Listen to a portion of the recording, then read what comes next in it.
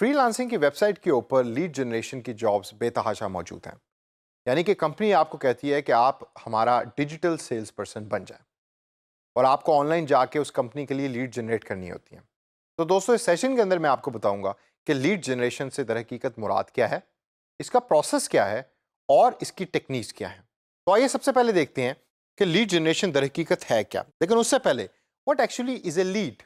Lead बड़ी simple concept का नाम है। लीड का मतलब है कोई भी शख्स जो आपकी कंपनी के बारे में जानना चाहता है या आपकी कंपनी के प्रोडक्ट और सर्विस के बारे में इंटरेस्टेड है, उसको हम लीड कहते हैं। और what qualifies for actually a lead.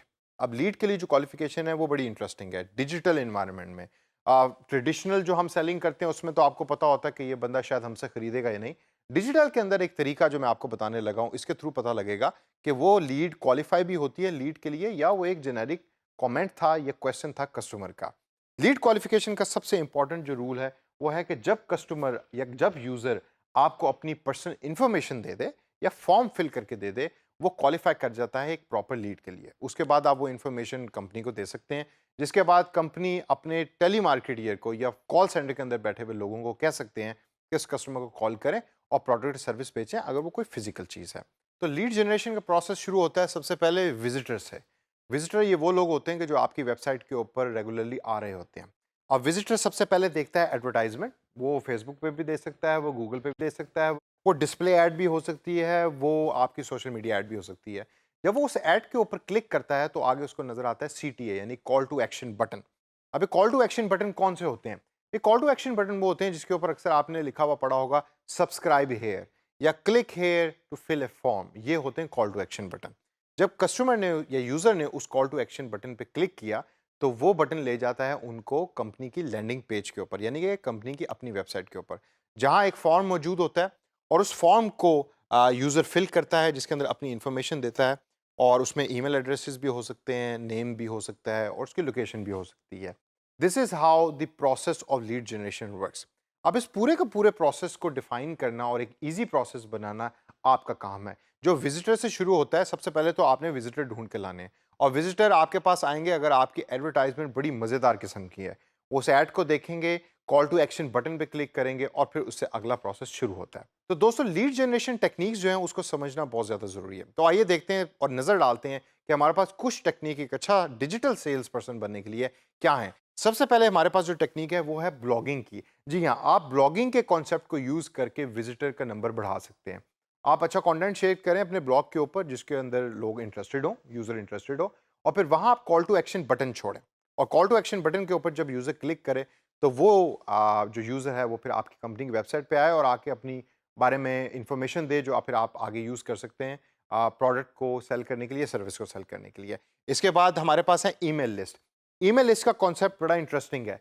आपने जब डिजिटल मार्केटिंग की जॉब करें और अगर आपके पास लीड जनरेशन की जॉब आती है, तो आपने कंपनी से कहना है कि भाई आपके पास क्या कोई ईमेल्स की लिस्ट मौजूद है अपने कस्टमर्स की या पोटेंशियल यूजर्स की। आप उस ईमेल की लिस्ट को लीजिए, अच्छी सी ईमेल बनाइए, अच्छा सा कंटेंट बनाइए और उसके ऊपर ईमेल कीजिए उन सब के सब यूजर्स को। उसके ऊपर आपको रिस्पॉन्सेज आना जरूर होंगे जिसके थ्रू आप लीड जनरेशन करेंगे और फ्रीलांसिंग की इस जॉब को अच्छे तरीके से कर सकेंगे। इससे अगर हम चलें तो आगे हम देखते हैं कि गूगल एडवर्ड्स का इस्तेमाल लीड जनरेशन के अंदर बहुत ज़्यादा होता है। आप गूगल एडवर्ड्स के थ्रू एड्स बनाते हैं सर्च इंजन के लिए, और जब भी कोई कीवर्ड लिखता है तो वो एड्स अपीयर होती हैं आपके गूगल के अंदर। तो अगर आपकी एड्स अच्छी हैं तो यूज़र उस एड्स के ऊपर क्लिक करेंगे और एड्स पे क्लिक करके आपकी कंपनी की वेबसाइट पे जाएंगे, जिस तरीके से एक लीड जनरेट हो सकती है। इससे अगर हम आगे चलें तो हमारे पास आता है एफिलिएट मार्केटिंग का कॉन्सेप्ट। ये कॉन्सेप्ट कम यूज़ होता है लेकिन बड़ा इंटरेस्टिंग कॉन्सेप्ट है।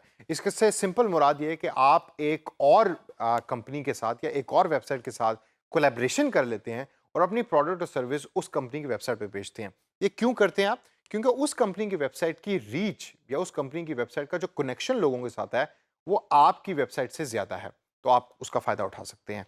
इससे आगे अगर हम देखें तो हमारे पास आता है कॉम्पिटिशन्स। आप कॉम्पिटिशन्स क्रिएट करें। सोशल मीडिया पेज के ऊपर आप कॉम्पिटिशन क्रिएट कर सकते हैं कि जो सबसे ज़्यादा लोग लेकर आएगा फॉर्म्स फिल कराने के लिए, हम उसको ये रिवॉर्ड करेंगे। यूज़र्स हमेशा कॉम्पिटिशन्स के लिए बहुत इंटरेस्ट रखते हैं और इस इंटरेस्ट का फ़ायदा आप एज ए लीड जनरेटर या एज ए सेल्समैन उठा सकते हैं। इससे आगे दोस्तों अगर हम देखें तो इन्फ्लुएंसर मार्केटिंग का कॉन्सेप्ट है। इन्फ्लुएंसर मार्केटिंग से मुराद ये है कि इंटरनेट की दुनिया के अंदर कुछ ऐसे लोग हैं कि जो यूज़र्स देखना पसंद करते हैं, सुनना पसंद करते हैं, आप उन लोगों को अप्रोच कीजिए, उनसे बात कीजिए, उनको ब्रांड के बारे में बताएँ और उनसे कहें कि वो ब्रांड का मैसेज अपने फॉलोअर्स तक पहुँचाएँ। जब वो ब्रांड का मैसेज अपने फॉलोअर्स तक पहुँचाएँगे, तो ऑटोमैटिकली लीड जनरेट होंगी, जिसका फ़ायदा आपको एज़ ए डिजिटल मार्केटर होगा।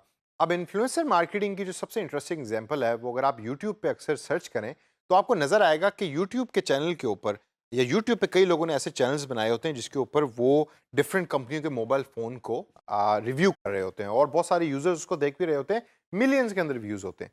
तो अगर आपकी कंपनी मोबाइल फ़ोन बनाती है, तो आप उस इन्फ्लुएंसर को कॉन्टैक्ट कर सकते हैं और उसको कह सकते हैं कि भाई हमारी कंपनी के मोबाइल का भी रिव्यू करें, ताकि वो रिव्यू ज़्यादा से ज़्यादा लोगों तक पहुँचे और लीड जनरेट हो सके।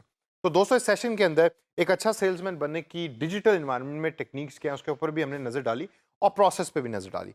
अब इनको आपने ज़हन में रखना है और आगे चल के जब हम टूल्स सीखेंगे, तो इन टेक्निक्स को आपने अप्लाई करना है।